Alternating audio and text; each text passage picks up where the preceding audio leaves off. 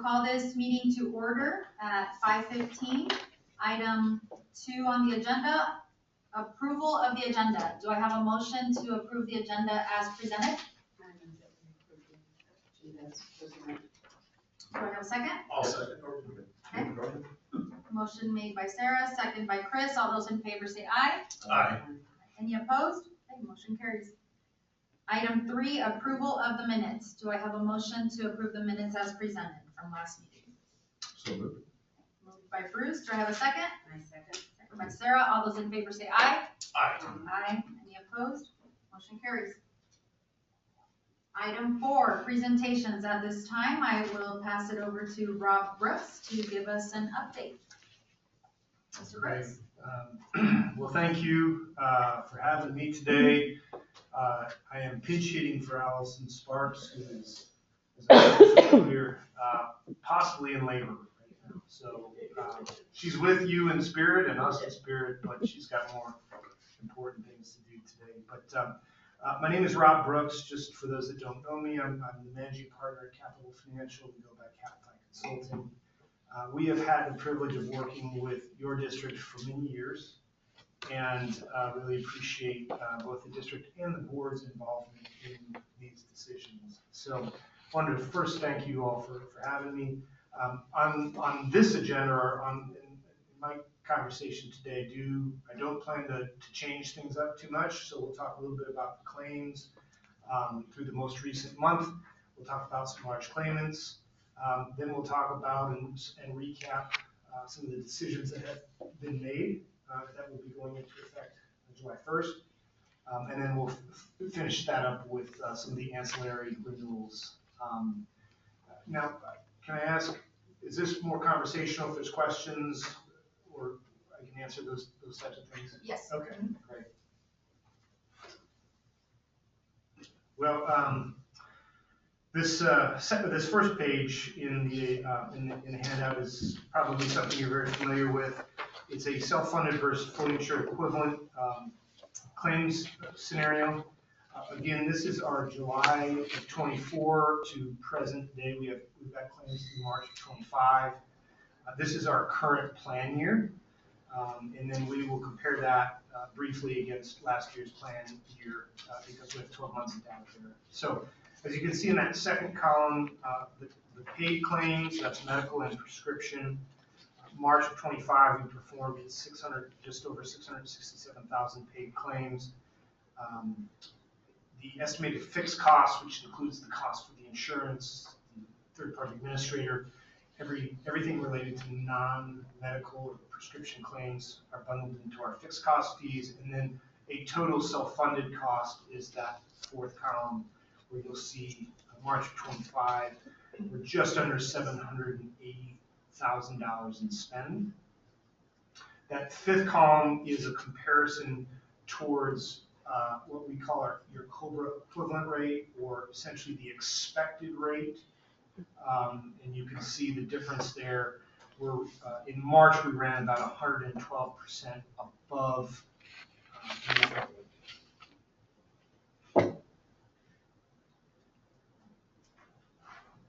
So my son would say, well, I got 112%, that's good news on his test, but this obviously is trending at least in a negative way, and we're above about by 12% of our expected rates. Any questions on this?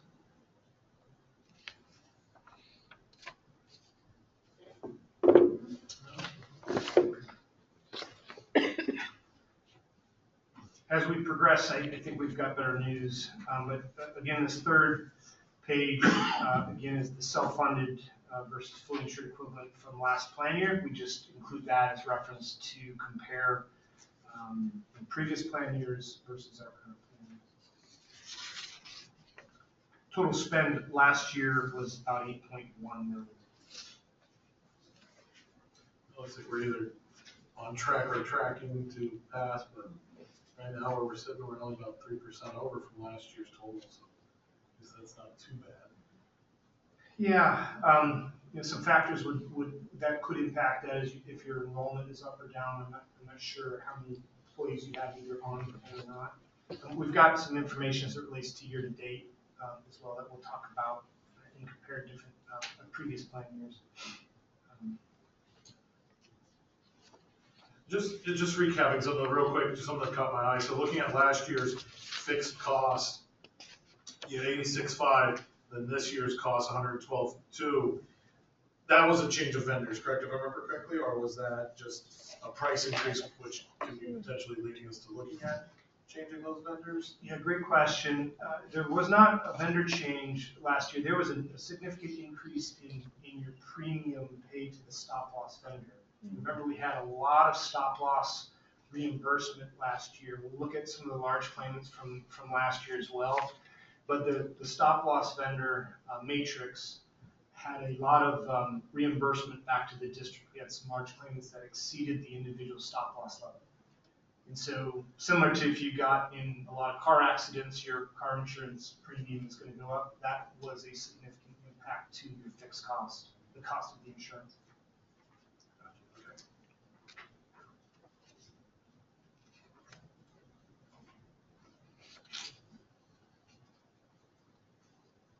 Any questions on either of those?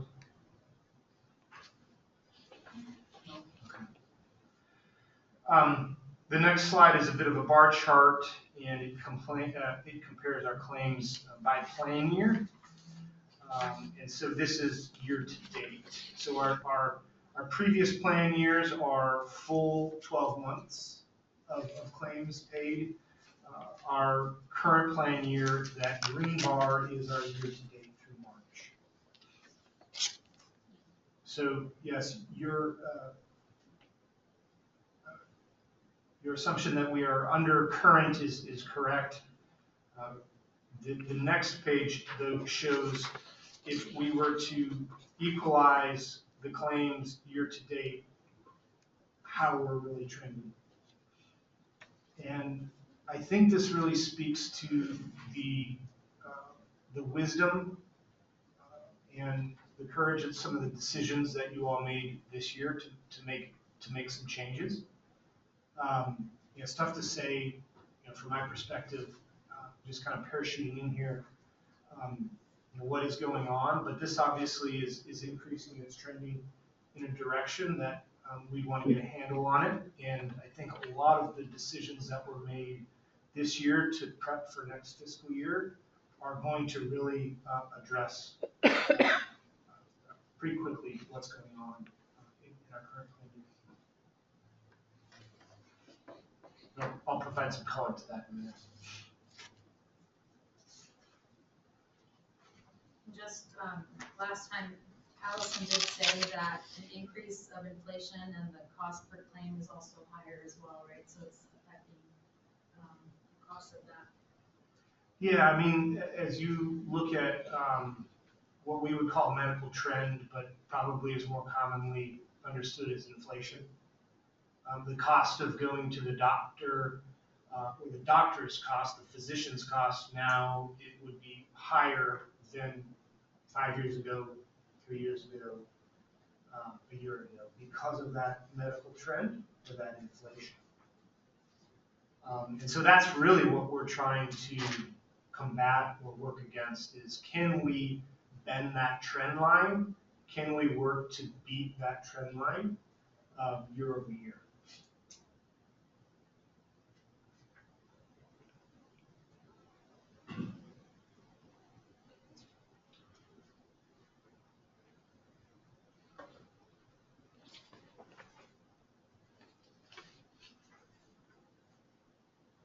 Other questions on that? Next slide is probably something you've seen before as well, but we try to recap large claimants in the current plan year. So you can see some of the large claimants that have exceeded $70,000 in paid claims. Many of these you might be familiar with. You might have had conversations about some of these claimants. Obviously, for HIPAA reasons and privacy reasons, we don't disclose who they are. But as you can imagine, it's a mix of renal disease and end-stage renal disease, high blood pressure, cancer and tumors, some blockages and some chronic autoimmune diseases down at the bottom. So your multiple sclerosis, your benign neoplasms of the pancreas, that's essentially cancerous tumor in the pancreas. This is a mix of employees and also dependents that are on the plan. As you can see on that far right column, the stop loss reimbursement, so the amount that the stop loss carrier has reimbursed the district this year is 0. Mm-hmm. And we'll compare that to last year. It's a very, very different scenario. We have about 158,000 that have accrued towards your aggregating specific deductible. And so what this shows me is there's really, you're far from receiving any reimbursement for any of your large claimants. But the good news is you don't have, while you have a decent amount here, you don't have any that are really running away. Pretty typical for your size of an employee population to have a handful of large claimants.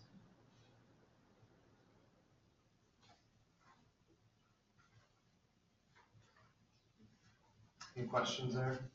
All right. So let's contrast that. There's a question. Oh, I'm so sorry. Yeah,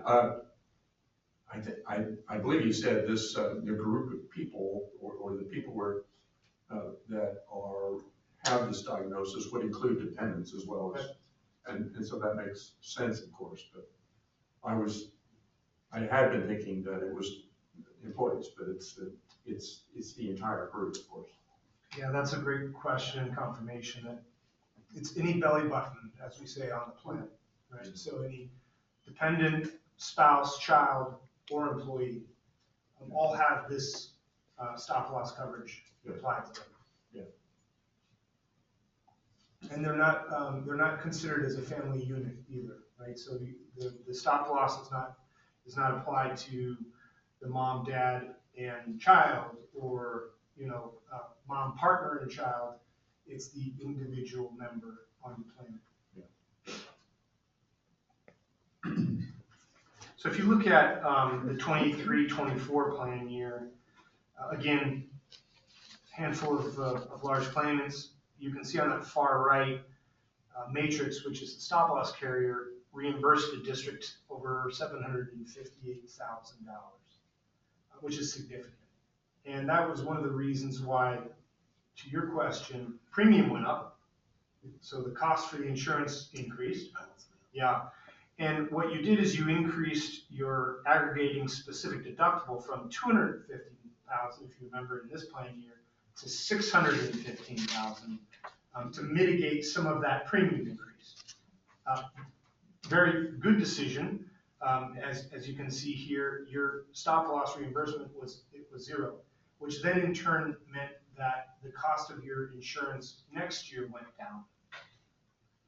So again, it's a bit of a roller coaster here, right? Up, down. Hopefully, some of these decisions that you've made will prove to be beneficial long term, and we won't see some of that premium increasing year over year.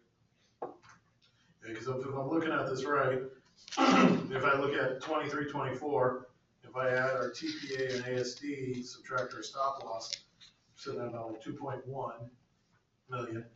And if I do that for the 24-25 plan, we're at 1.5 mil. So we're still coming under, which isn't too bad, because if you kind of look at that tracking with that increase of about 26,000 per month, so by a year, that's a 312K. Yep. So we're under, but it'll just be interesting to see what these next couple of months play out. Yeah. Quite the poker game. It is. Any questions on that? I don't want to go too fast. I don't want to go too slow. So, so the next slide or the next page we'll review is just kind of an overview of some of the renewal decisions. And not to belabor these, I'm sure you spent a lot of time thinking But again, I wanted to encourage you and to commend you for some of the decisions that you made. And many times when a client of ours goes into what we would call a fully unbundled, self-funded scenario, I like to give them kind of the mindset going into this, in that many times when you move into that environment, or this environment, a lot of decisions have made, a lot of changes for employees, and the expectation is that we will have perfect outcomes, right? And unfortunately, this plan ensures human beings and not robots, right? Not actuarially controlled robots. And so we're hoping for a perfect outcome. We think that a lot of the decisions that you've made will lead to that. But I don't want you to enter into this next year expecting that, right? We can't control diseases that emerge. We're all infallible, right? We're all fallible. And so the purpose of our plan is to ensure the unknown. But what I can say is that you all are moving into what I would consider a perfect environment, a utopian, not to be an insurance nerd here, but this is, I think, the perfect environment for a self-funded plan to potentially lead us to better outcomes. And that to me is because that you have full control of your plan now. And I say that not disparaging other scenarios, but I say it in that you have control over the products, the plans, the vendors fully now. Wall Street doesn't get to make those decisions for you. Provider networks don't get to make those decisions for you. You're fully unbundled, and that's powerful, right? And so now we have full control over the levers that can be pulled. We can be as conservative with those levers and design programs that are restrictive and really mitigate claims, or we can go the other direction and be very liberal with that. But some of the challenges we ran into in your bundled scenarios, you had ideas and vendors and point solutions that you wanted to use, and in Aetna's case, they kind of dictated what vendors you were able to use, right? And so what that means is you picked a third-party administrator, Personify, which is the largest independent third-party administrator, privately held, that is not owned by a network. Aetna, Cigna, United Healthcare, the big insurers, they own a lot of TPAs, third-party administrators. And so those third-party administrators a lot of times dictate what network you use, what pharmacy benefit manager you use, PBM, how you handle renal care, how you handle other point solutions. And that's not bad, it just limits what you can do.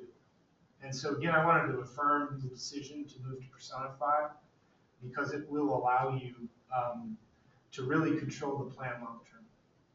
And so as you can see here, that was about a 1% increase in your estimated cost. There was an implementation credit that was granted from them to manage some of the reporting that we're going to be pulling from Aetna to Personify, so that we get full pictures and stories of claims experience long-term with Personify. The other, I think, very strong decision was to move the provider network. We're changing from Aetna to Blue Cross Blue Shield. Both are tremendous provider networks. They have a very broad mix of hospitals and physicians in this area and statewide.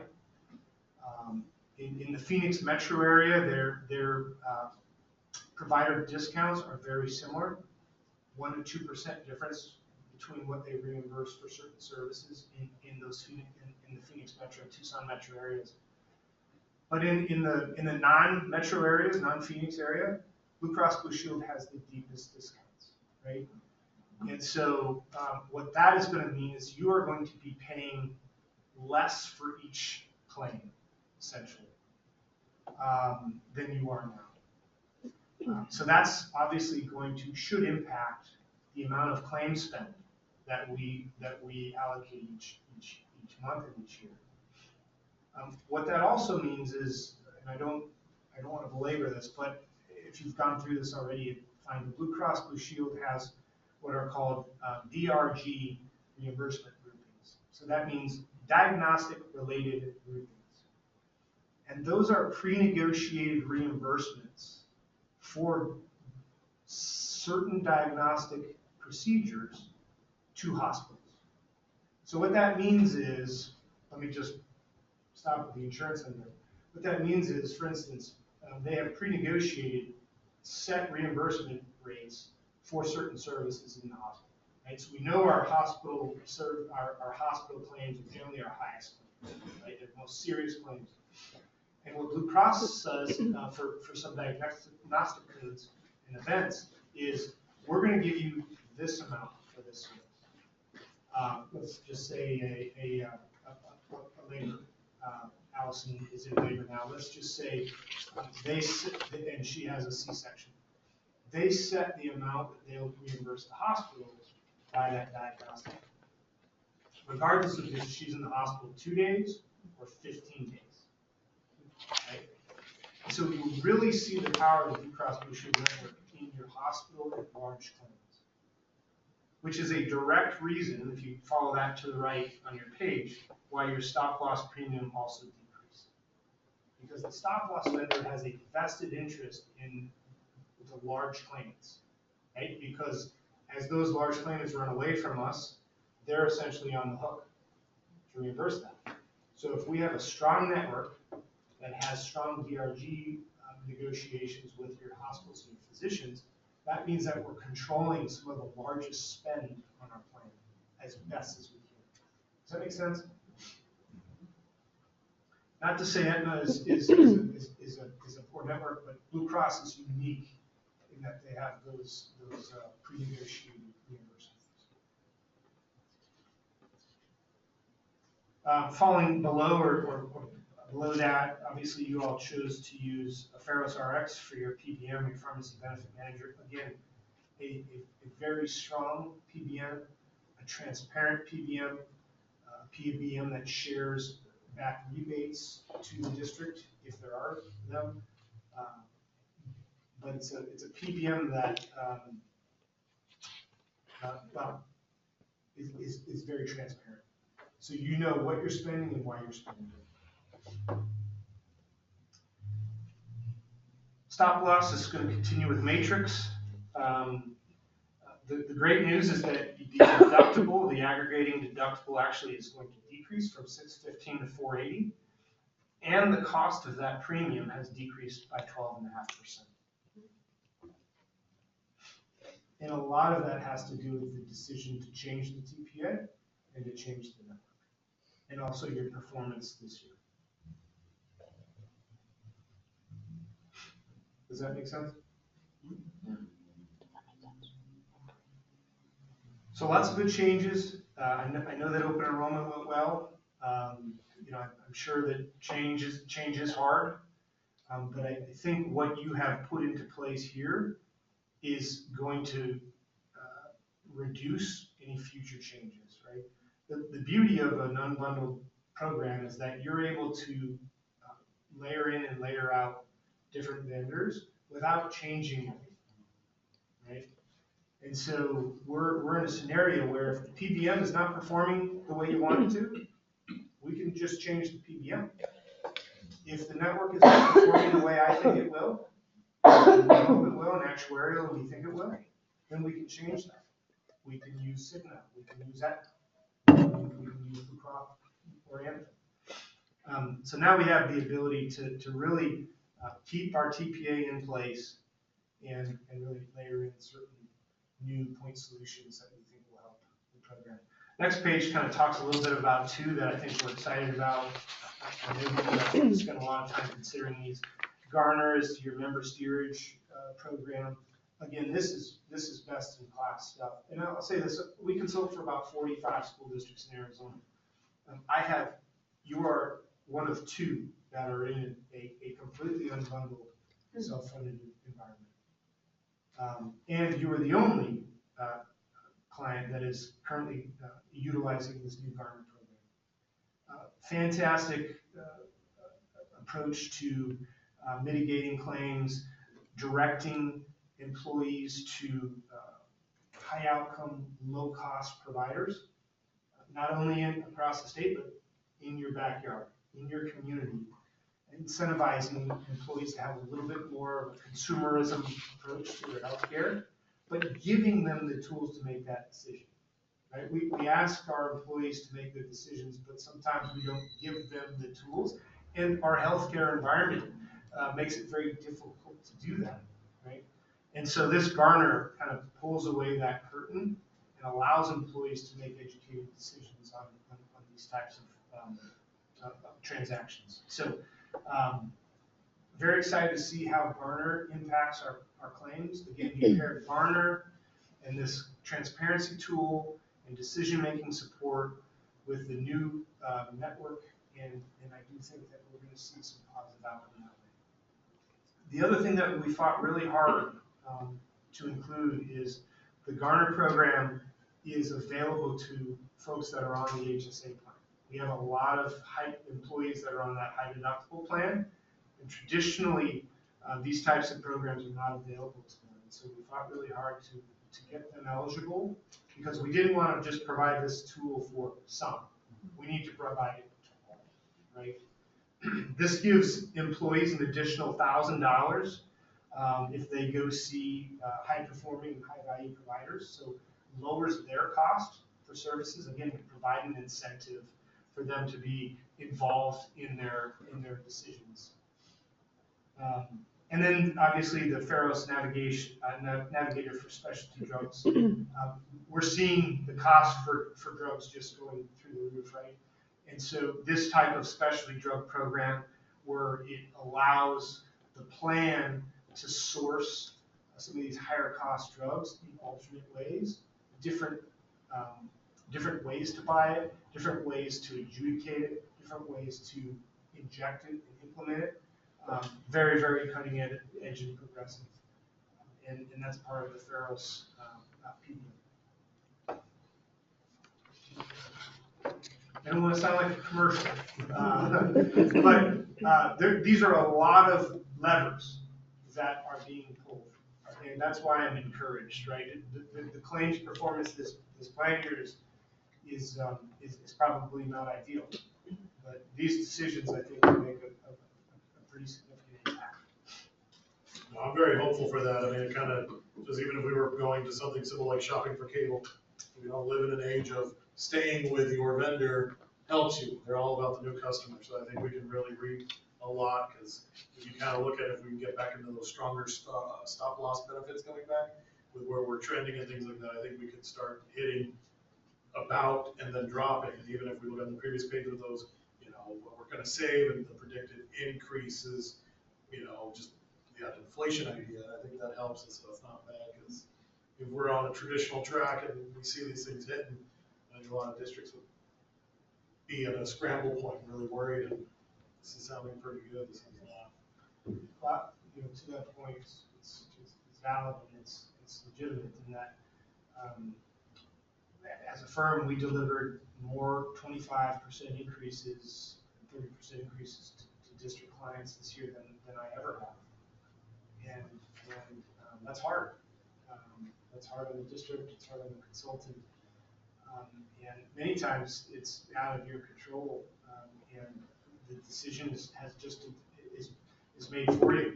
And so the only really way to mitigate that cost is to change benefit plans, right? To increase deductibles, to pass a lot of that expense back to the employee. And so that's obviously our goal, is to not do that in future years.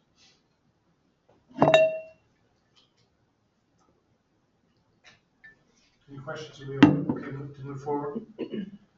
I'll kind of fly through the next part of this, because we're talking about dental vision in life. pretty straightforward. There was no increase from a premium perspective on any of these products. So the dental with MetLife will remain the same. The network, customer service, the administration will stay the same, but we are moving from a fully insured to a self-funded one. So we're mirroring, the funding strategy on the medical side to see if we can do the same thing on the dental and the vision side. The employees won't see a difference, right? Their card is going to be the same, the benefits are the same, but how do we fund it, how the district pays for it, will be different next year. Again, very good decision. Looking like about 130,000 in estimated savings. The next page, I'm sorry, I misspoke. The vision is with IMED.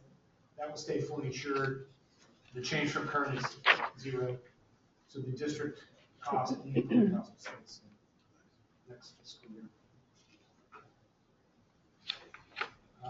Same with the next page, the life insurance. This is the district life insurance paid for each employee. Again, the cost in our current fiscal year will not increase next fiscal year. How much do they cover? I'm not sure. I believe it's 25,000. It's 20. 20,000. Yeah, I'm sorry. Yeah.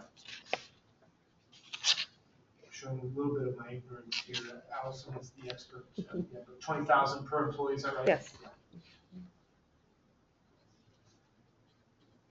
And then the last page is just a more ancillary. Again, all zeros on that right-hand column.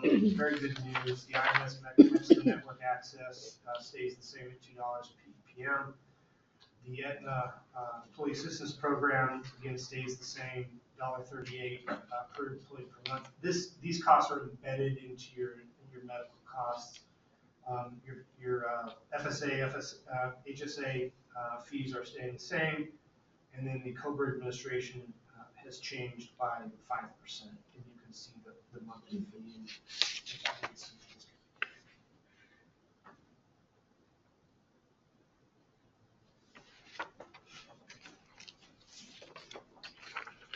So in summary, again, I really fully support the decisions that we've made. I'm looking forward to seeing what those outcomes are. I'm hoping for perfect outcomes. But we can't say for sure. But the work that was done, the time that you took to evaluate all the options, I know it was a lot. But we're looking forward to seeing how the plan performs next year. Thank you. Any questions for Rob? I guess just a quick one. I was curious, and this is, I'm not too versed on that. So just looking at the PBM idea, like CVS, like I can visualize, I see their storefronts and so on. Pharos, is that kind of, how does that work out per se? Yeah, that's a great question. Yeah, and that's hard for people. You see CVS, you see Walgreens, right? You see Walmart and those types of things. Those are retail providers, and they contract with all the PBMs. So the retail outlets that employees can go to, it doesn't change. You know, you can still go to fill your prescriptions at CVS. You can still fill your prescriptions at Walgreens. It's just essentially who's at what reimbursement those prescriptions are being paid for. And so that's another. So CVS owns Aetna, right? And so that's why you have CVS, because you had, right? Yeah. So it's a huge profit center for insurers and networks to own pharmacies and those things. And so Pharos is, you're not going to see a Pharos pharmacy, right? It's the reimbursement schedules that they have negotiated to buy those drugs and to dispense those drugs. That's important. And I guess just looking at, again, continue with the education on that, is there something that they have that might say, like, you get this prescription, but it would be better if you got it here just because of the wheeling and dealing they could do? Is there something that can be passed to employees? Because I don't want to compare it to, like, say, GoodRx, but is there something weird to that they have that would help us and help share out to know, like, hey, just because I wait at a shorter line here, but I could be paying 30% less there? Yes. I can follow up with you on what that looks like, but they have a transparency tool that allows employees to shop at different pharmacies for each prescription. There is an app for that, like he was saying, and we will be sharing that as soon as they've received our 834 file, and they're able to get everybody kind of set up in their system. Then we'll be able to go ahead and share that out with employees so that they can log into the app and start putting in their information and finding, the best place to go. Perfect. Yep. I think that's what's gonna really help this as well, is just getting that out there. Yep. That way people know, hey, We're shooting for early June. hey, awesome. Let's say part of what you want your PBM to do is to manage your formulary, meaning the drugs that are available for employees to purchase. And a lot of times, there's an incentive for a PBM to move the employee to the most costly drugs, because a lot of times those costly drugs come with a rebate back to the PBM for filling that prescription. So it's a profit center for them. What you want is a transparent TPA that manages that formulary and steps people potentially to the highest cost drug, right? If this doesn't work, then let's try this. If this doesn't work, then let's try this, right? But if you're jumping from this to this, generally there's a financial incentive, right? And so part of what a transparent PBM does is, let's just say we have an employee that is receiving a medication that has a rebate attached to it. That rebate doesn't go back to the PBM first, it goes to you as the plan. Yeah, so they just pass those rebates back to the district. That's great. Yeah.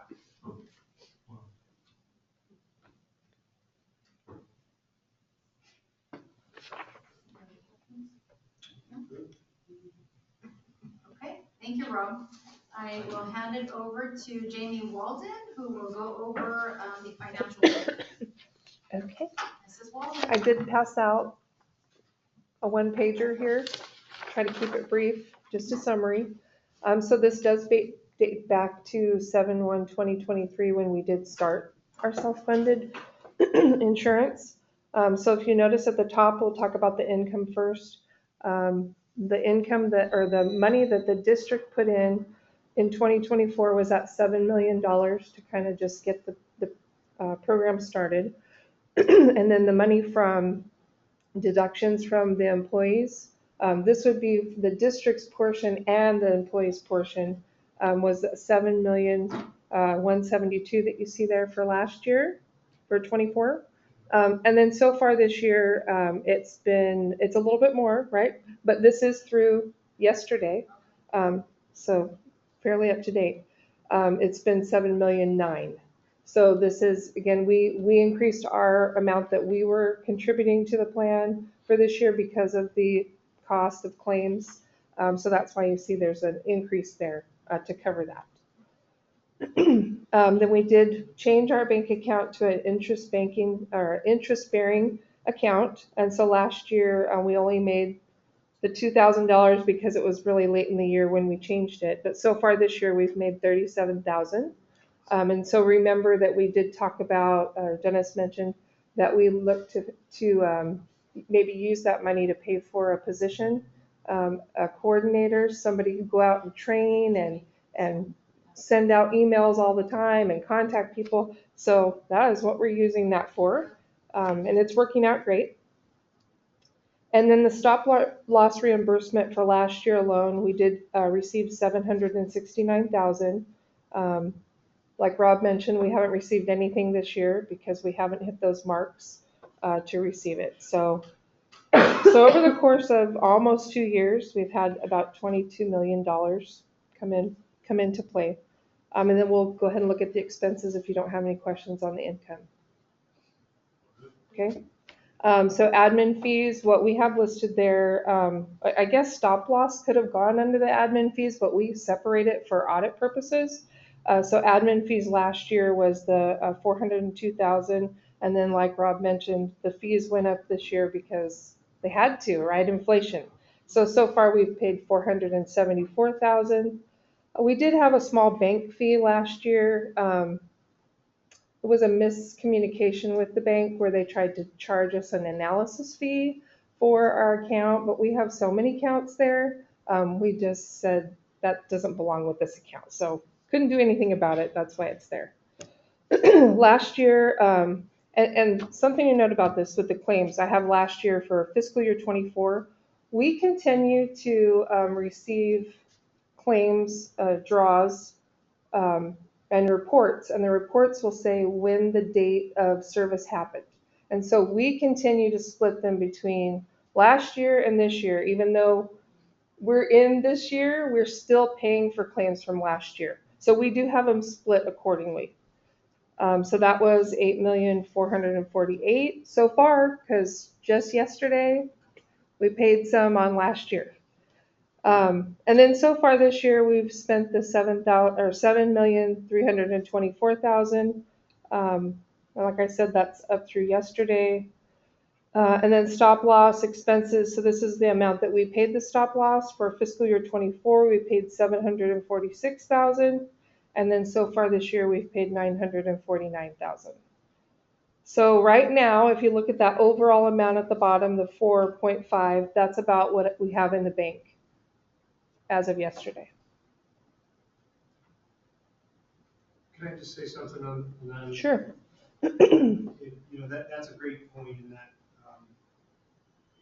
every plan has run in and run out claims. So it's kind of, you understand accrual versus cash basis, right? What we run into is the paid versus incurred situation. So a claim could be incurred in a previous plan year.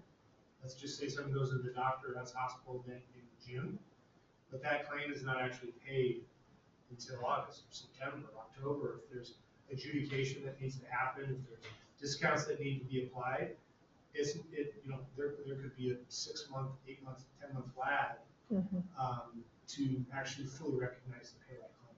Yep. And so we'll see that even on this plan year. We'll have run in or run out from this plan year that will be paid next plan. Yep. And that's all I have. Do you have any questions? Any questions for Jane? Thank you. Okay, you're welcome. Okay, item 5, good of the order. Does any board member have anything they'd like to discuss or add to the agenda for next meeting?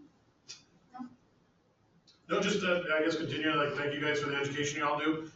Being an employee, getting to see that, we had a day where, bring staff in and give them that wonderful presentation, so I think it's good. I've heard nothing but good conversation come of it, and then I think it'll be great to get more people educated and making those better decisions, so I'll do what I can to talk about Pharos as well. Thank you. Thank you. Item 6, meeting dates for next fiscal year. There's 4 dates listed here on the agenda. This is an action item, so if everyone here is okay with those dates for next fiscal year, I would need a motion to schedule meetings for the upcoming fiscal year. Well, I haven't done my yet, so I will move the motion to set those dates for the next fiscal year. Thank you. Motion made by Chris. Do I have a second? Second made by Sarah. All those in favor say aye. Aye. Opposed, motion carries. Perfect. And we will adjourn this meeting.